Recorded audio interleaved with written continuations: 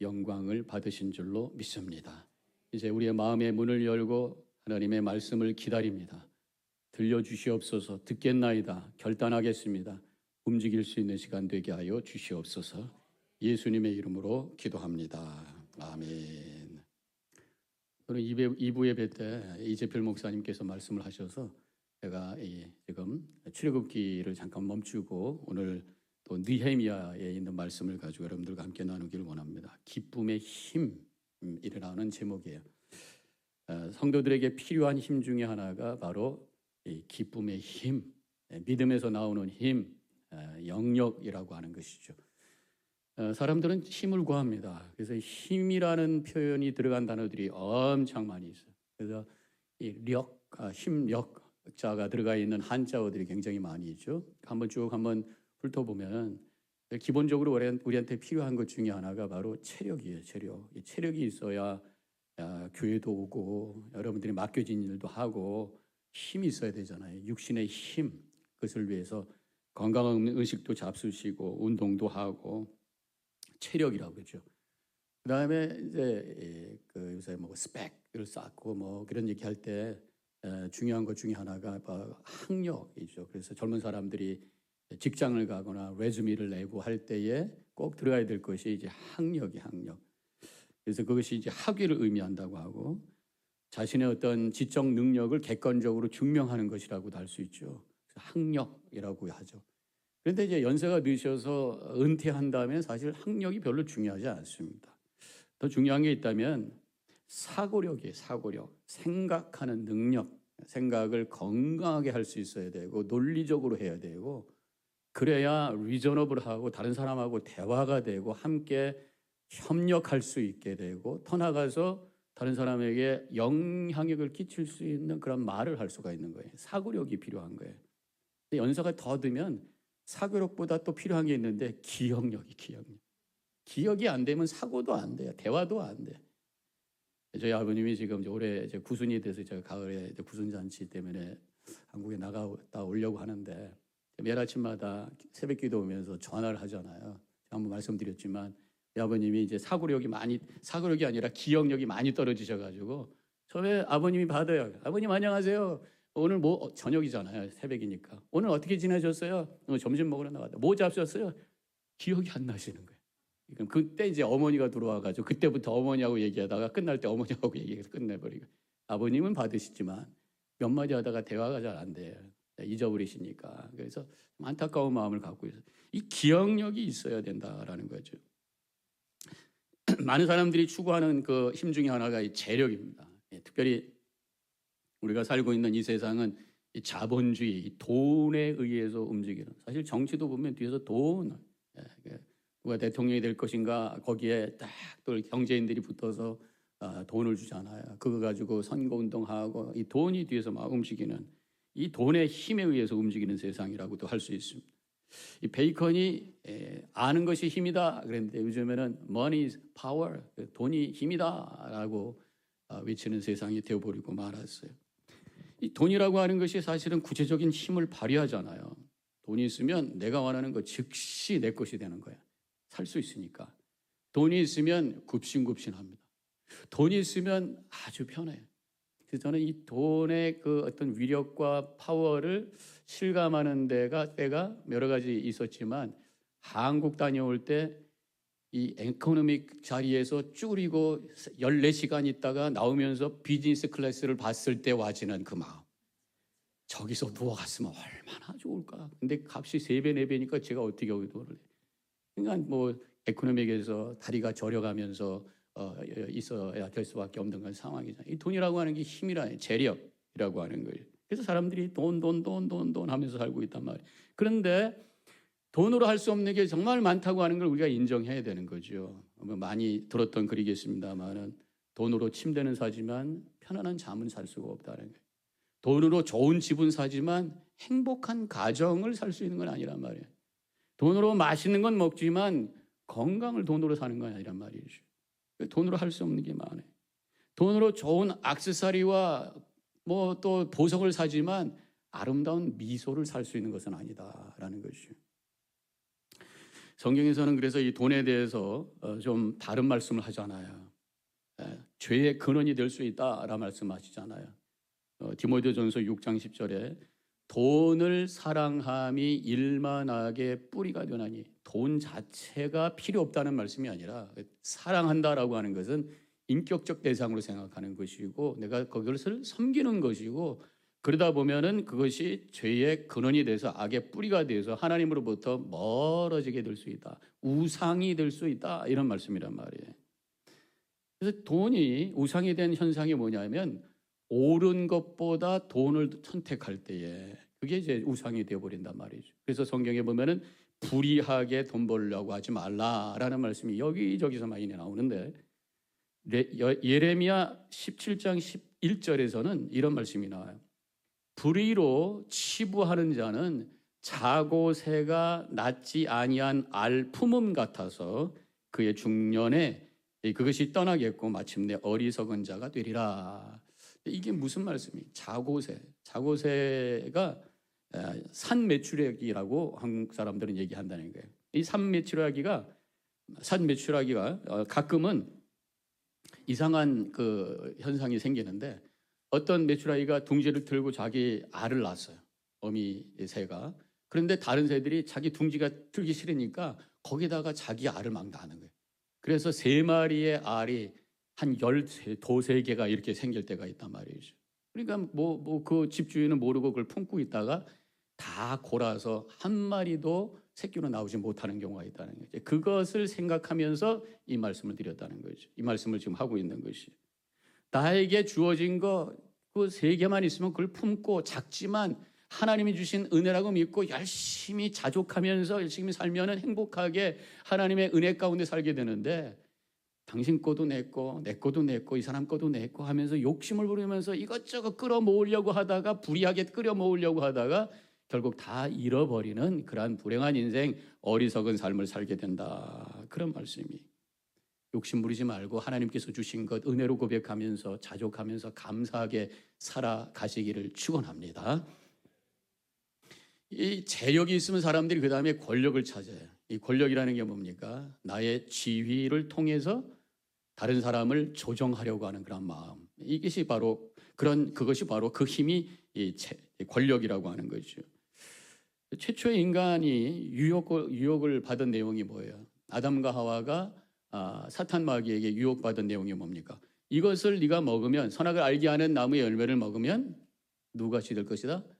하나님같이 될 것이다. 하나님은 만유의 준, 만왕의 왕, 모든 것을 조정하시는 그러한 분이시잖아요. 이 하나님같이 되려고 하는 이 교만의 마음, 내가 모든 것을 내 마음대로 하려고 하는, 어떤 면에서 보면 권력에 대한 욕심이 바로 유혹이었다. 이렇게 말할 수가 있는 거예요. 사람들은 자꾸만 이 힘에 대한, 권력에 대한 그러한 욕심이 있단 말이죠. 물론 다 대통령이 되고 장관이 돼서 하겠다는 건 아니지만, 나에게 주어진 어떤 그 위치에서 다른 사람을 내 마음대로 조정하려고 할 때 이 권력에 대한 욕심을 부리고 있는 모습이라는 거죠. 교회 안에서도 나에게 주어진 직분, 나에게 주어진 어떤 그 위치를 가지고 내 마음대로 하려고 할 때 그것을 권력으로 생각하는, 착각하는 그러한 잘못된 생각이라고 할 수 있어요. 교회에서 필요한 것은 권력이 아니라 지도력이 필요해요.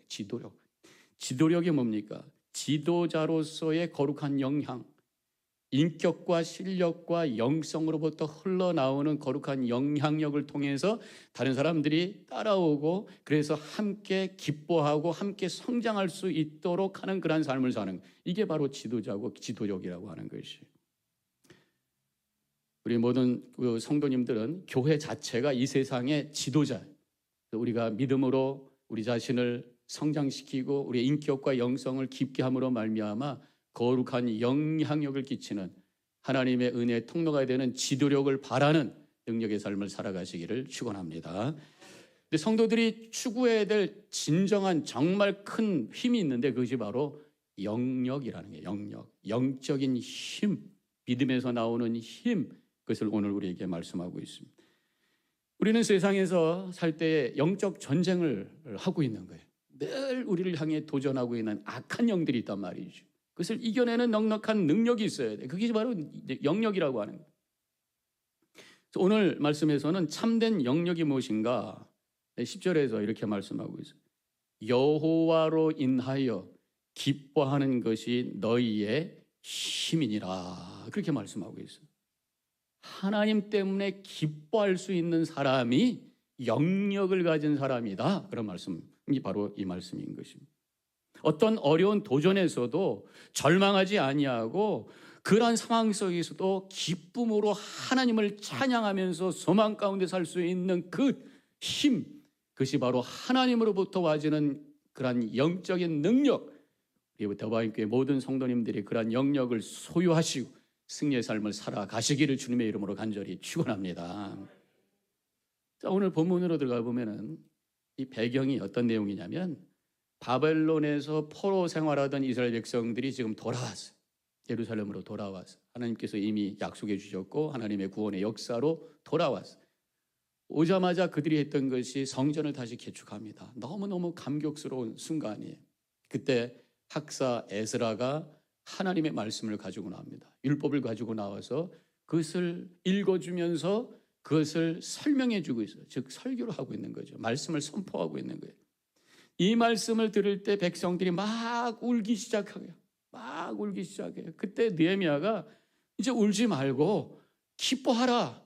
여호와로 인해서 기뻐하는 것이 힘이다 라고 말씀하시는 것이 지금 본문의 내용인 것입니다.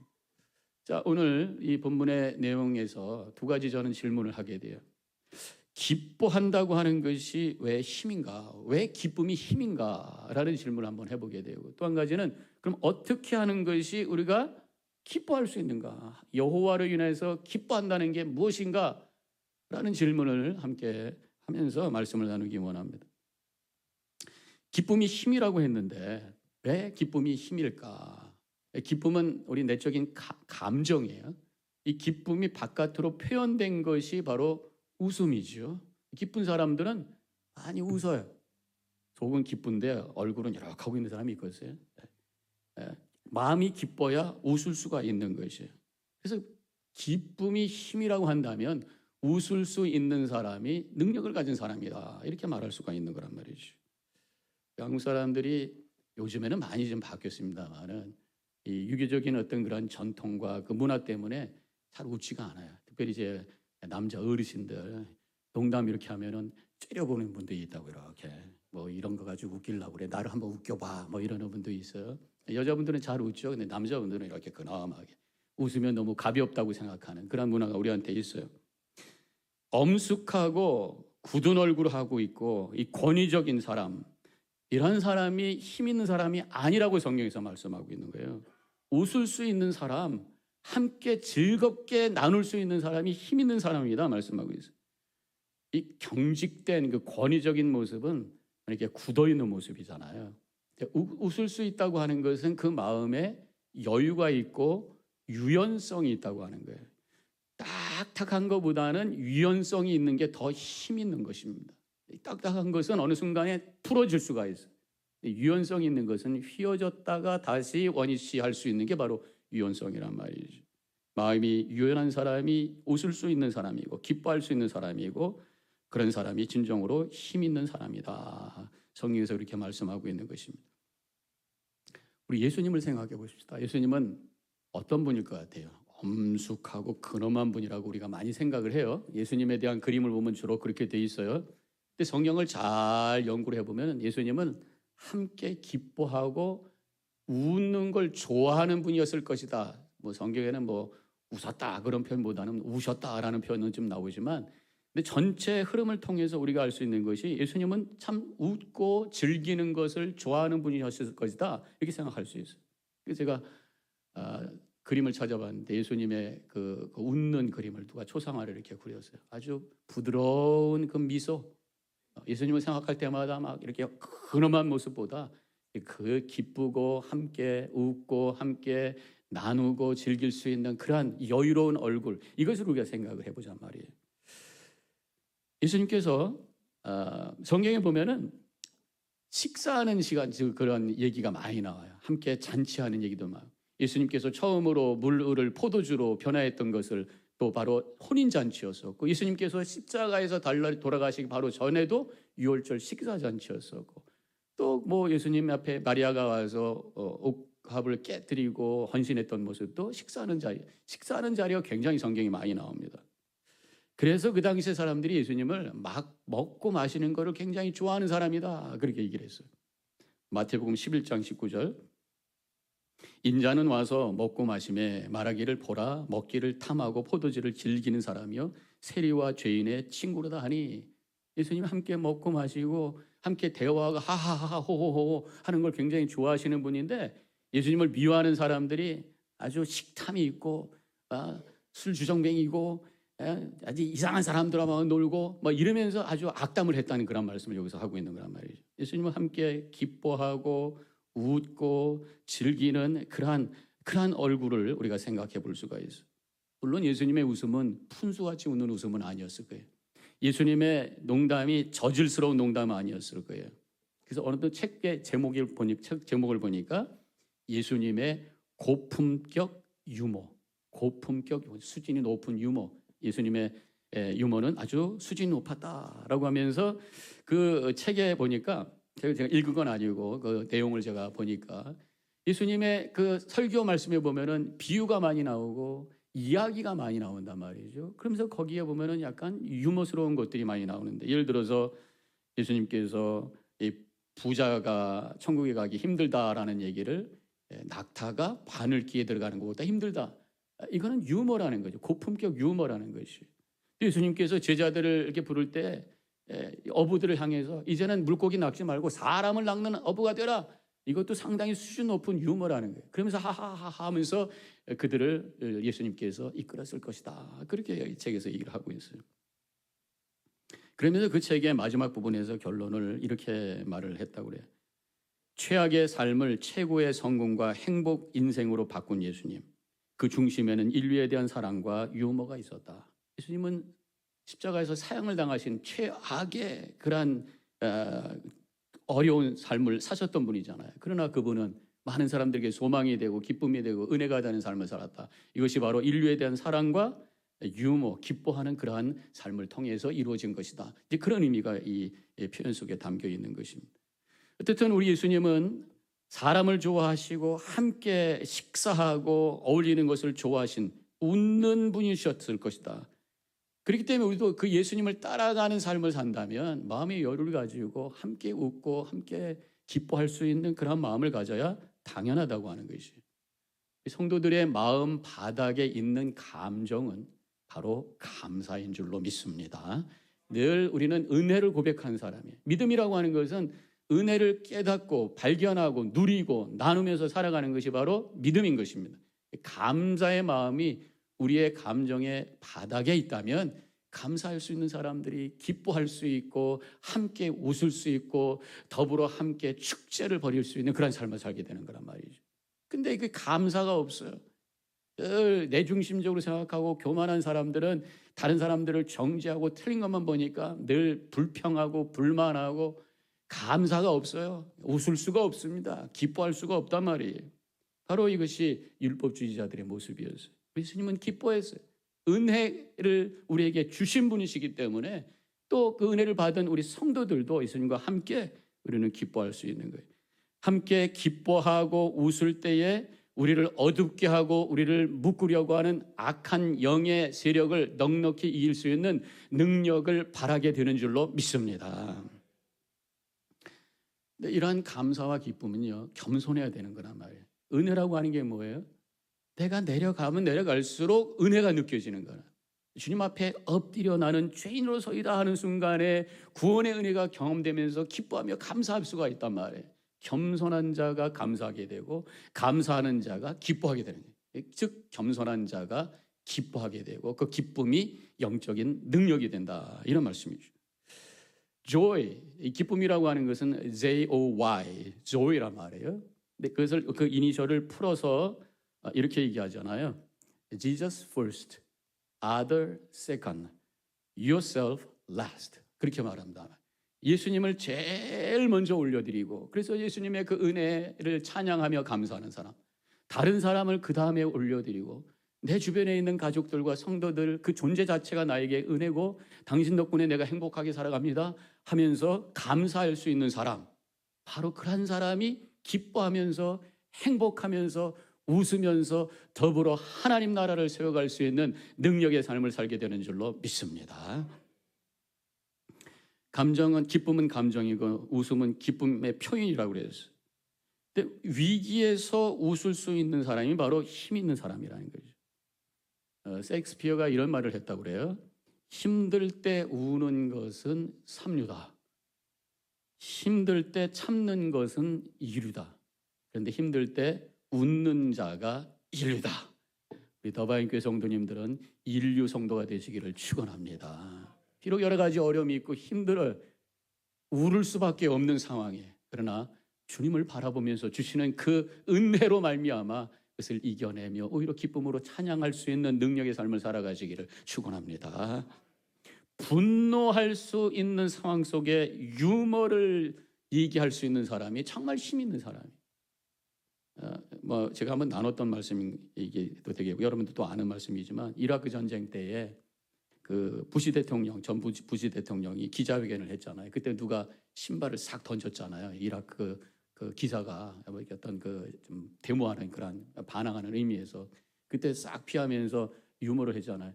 제 신발 사이즈는 10입니다. 이건 제가 제 발에 맞을지 모르겠어요. 그러면서 웃어서 넘겼단 말이에요. 그러고 나서 얼마 이제 있다가 힐러리 클린턴 이제 그때 국무장관이 대통령 후보로 나와가지고 연설하면서 다녔잖아요. 막 운동할 때에 그 라스베가스에서 비슷한 일이 있었다고 그래요. 이번엔 여자분이 던졌더니만 이 힐러리 여사가 그분이 소프트볼 선수가 아닌 게 다행이네요. 막 그렇게 얘기했다. 소프트 선수였으면 맞았죠. 근데 안 맞아서 삐졌으니까. 그러면서 하하 그러면서 넘어갔다고 하는 거예요. 분노할 수 있을 때 누군가 나를 향해서 신발을 던지고 누가 나를 향해서 거친 말을 할 때도 웃어서 넘길 수 있는 그 모습이 바로 능력인 줄로 믿습니다. 그것이 믿음에서 나올 수 있는 능력이라고 하는 것입니다. 감사와 기쁨을 가진 자가 우리를 묶는 악한 영의 도전을 이길 수 있고 삶의 위기를 이겨낼 수 있는 능력을 발하게 되는 것이라고 하는 것이죠. 그래서 성경에 데살로니가전서 5장 16절 18절에 우리가 잘 알고 있는 말씀이잖아요. 항상 기뻐하라. 쉬지 말고 기도하라. 그 다음에 뭐예요? 범사에 감사하라. 저는 이것을 이렇게 풀어봅니다. 항상 기뻐하려면 쉬지 말고 기도하고 범사에 감사해야 됩니다. 이런 말씀이에요. 항상 기뻐하기 위해서는 기도해야 돼요. 그리고 항상 은혜를 고백해야 돼요. 그때 어떠한 상황 속에서도 분노할 수 있는 상황, 슬퍼할 수 있는 상황, 절망하는 상황 속에서도 하나님의 은혜를 고백하며 감사로 찬양할 수 있는, 기쁨으로 주님을 찬양할 수 있는 능력의 소유자가 되는 줄로 믿습니다. 자, 두 번째 질문, 어떻게 우리가 기뻐할 수 있나요? 여호와로 인하여 기뻐한다는 것이 무엇입니까? 11절 뒷부분에 여호와로 인하여 기뻐하는 것이 너의 힘이니라 이렇게 말씀하셨는데 어떻게 하는 것이 그럼 여호와로 인해서 기뻐하는 것입니까? 오늘 본문의 말씀을 통해서 간단하게 생각해 보면요, 회개 눈물을 흘릴 때에 기뻐한다는 것이요. 하나님 앞에서 회개 눈물을 흘릴 때 기뻐하게 된다는 것입니다. 역설적이잖아요. 눈물을 흘릴 때 기뻐한다는, 슬픔의 눈물을 흘릴 때 기쁨의 탄성을 할 수 있다. 믿음이라고 하는 것은 역설이에요. 내가 죽을 때 내가 살 수 있어요. 내가 살려고 할 때 내가 죽어요. 내가 높여지려고 할 때 낮아지는 거예요. 내가 낮아지려고 할 때 높아지고, 내가 주님 앞에 슬픔으로 회개하며 나갈 때 주님께서 나에게 기쁨으로, 은혜로 채워주심으로 기쁨으로 찬양하게 하신다는 그런 말씀이란 말이죠. 오늘 본문에서 이스라엘 백성들은 지금 울고 있어요. 왜 울고 있었을까? 그때 느헤미야가 울지 말고 기뻐하라, 그러니까 울음을 거부했다기보다도 이제는 울지 말고 기뻐할 때다라고 말씀하신 거예요. 왜 울고 있었을까? 이스라엘 백성들은 포로에 있으면서 수십 년 동안 하나님의 말씀을 듣지 못했어요. 율법의 말씀을 듣지 못했어요. 그러다가 지금 하나님의 말씀, 율법이 선포되면서 내 자신이 얼마나 하나님으로부터 멀어져 있는가를 깨닫게 되면서, 하나님, 내가 주님 앞에 죄인으로소이다 하면서 통회하면서 회개하고 있는 눈물이란 말이죠. 주님 앞에 눈물로 통회할 때에 그 다음에 하나님께서 나에게 주시는 놀라운 이 은혜가 강물처럼 우리 안에 넘치게 된다고 하는 것을 믿음으로 고백하시는 우리 성도님들 되시길 바랍니다. 제가 어저께 토요 새벽 기도도 말씀하셨잖아요. 스가랴 선지자가 그날이 오면은 통해와 애통이 있을 것이다. 근데 그날이 뭐예요? 예수님께서 오시는 날. 그날이 뭐예요? 예수님께서 십자가에서 우리를 위해서 처절히 고통당하시고 죽으신 그날 통해하면서 애통할 것이다. 그러나 그 통해와 애통이 결국은 나를 위한 예수님의 십자가의 죽음에 대한 믿음의 고백이 될 것이고, 나를 이처럼 사랑해 주시고 나를 이렇게 귀한 존재로 세워주셨다는 감격의 눈물로 기쁨으로 바뀔 것이다 라고 하는 것이 그 말씀에 있는 내용이라고 제가 설명했어요. 회개의 눈물이 있어야 진정한 은혜의 감격의 기쁨의 탄성이 터지게 되는 줄로 믿습니다. 여러분들 믿음 생활하면서 눈물을 흘려보셨어요? 네? 눈물을 흘려보셨어요? 눈물이 있어야 우리 삶의 새로운 계기가 됩니다. 눈물이 있어야 하나님의 은혜에 대한 감격이 있어요. 지금까지 저는 한 번도 눈물이 나온 적이 없어요. 여러분 한번 주님 앞에 다시 한번 겸손히 엎드려 보셔야 돼요. 눈물이 있을 때에 영적인 변화가 일어나게 되고, 눈물이 있을 때에 하나님의 은혜에 감격이 있고, 눈물이 있었을 때 세상이 다르게 보이기 시작하고, 옆에 있는 사람들이 너무 사랑스러워지기 시작하고, 그러면서 기뻐하면서 하나님 나라를 살아가는 그 경험을 하게 된단 말이죠. 그래서 저는 이렇게 한번 말씀을 해보겠어요. 내 영혼의 밭에 회개와 감동의 눈물이 흐를 때에 기쁨의 찬양의 꽃이 만발해서 아름다운 에덴 동산을 만들고 하나님 나라를 세워가게 되는 줄로 믿습니다. 두 번째로, 왜 여호와로 일해서 기뻐한다는 게 무슨 말씀인가? 예배를 드릴 때 기뻐하게 된다는 거예요. 11절 말씀에서 레위 사람들도 모든 백성을 정숙하게 하여 이르기를 오늘은 성일이니 마땅히 조용하고 근심하지 말라 하니, 그래서 오늘 성일이니까, 오늘 거룩한 날이니까 끌지 말고 기뻐하자, 이런 말씀이란 말이죠. 지금 어떤 날이에요? 지금 초막절을 지키고 있었어요. 초막절이 뭡니까? 이스라엘 백성들이 광야에서 그 거친 땅에서 하나님께서 이런 모양 저런 모양으로 인도하셨던 은혜를 고백하는 날이란 말이죠. 이 예배는 하나님의 은혜를 기억하고 그것에 대한 응답으로 드리는 시간이 바로 예배다. 진정한 예배가 있을 때 잊었던 은혜가 기억이 나고, 이 예배를 통해 성령의 역사 속에서 그 은혜가 감격이 돼서 기쁨으로 찬양할 수 있다고 하는, 이게 진정한 예배인 줄로 믿습니다. 진정한 예배가 있을 때 바로 기뻐하게 된다고 하는 것이, 십자가를 바라보면서 나를 의롭다고 인정해 주시고 나를 귀한 존재로 세워주시고 나에게 영생의 선물을 허락해 주신 그 은혜를 고백하면서 찬양하며 기뻐하는 시간, 바로 이것이 우리의 예배가 되시기를 주님의 이름으로 간절히 축원합니다. 또 한 가지 여호와로 인해서 기뻐한다고 하는 것은 하나님의 말씀을 깨달을 때 기쁨을 갖게 된다는 말씀입니다. 12절에 모든 백성이 곧 가서 먹고 마시며 나누어 주고 크게 즐거워하니 이는 그들이 그 읽어 들려준 말을 밝히 알미라. 그래서 하나님의 말씀을 막 깨닫게 되어서, 그래서 함께 기뻐하면서 먹고 마시면서 나누면서 즐거워했다, 이런 말씀이잖아요. 하나님의 말씀을 깨달을 때 오는 기쁨이 있단 말이죠.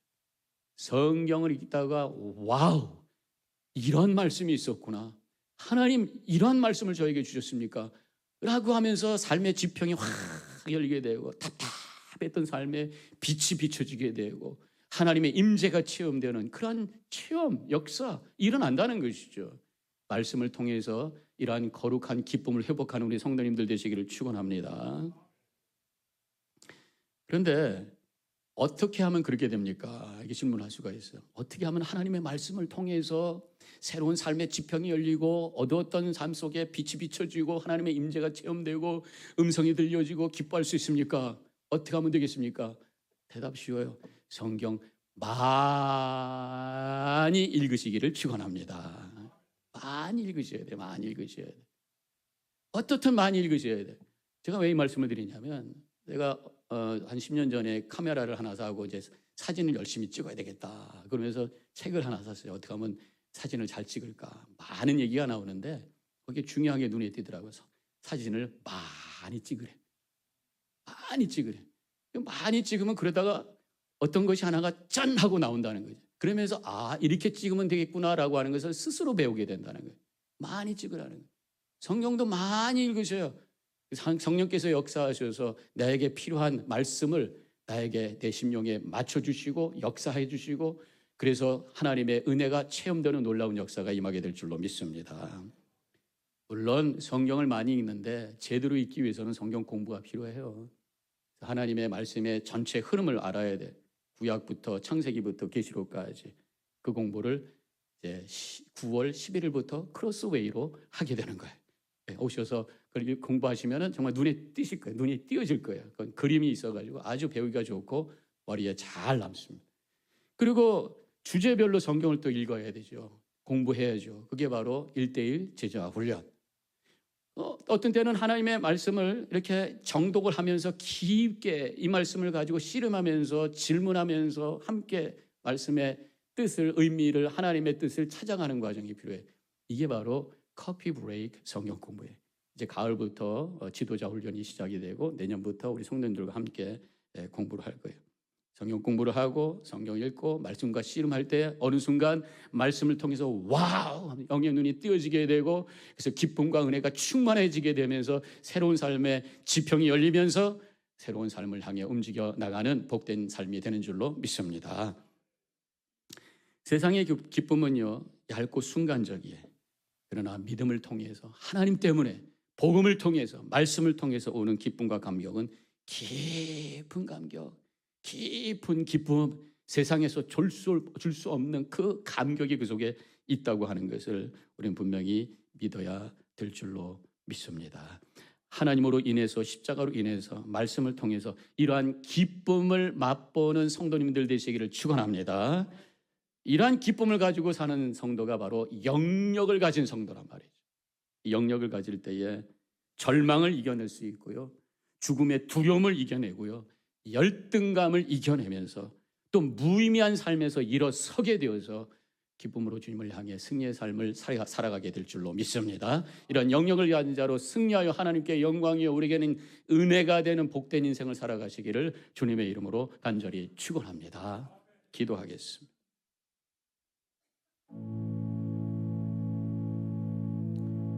오늘 말씀을 기억하면서 기뻐하는 것이 힘이다. 여호와로 인해서 기뻐하는 것이 힘이다. 어떤 절망적인 상황, 여러 가지 두려움의 상황 속에서도 감사와 감격으로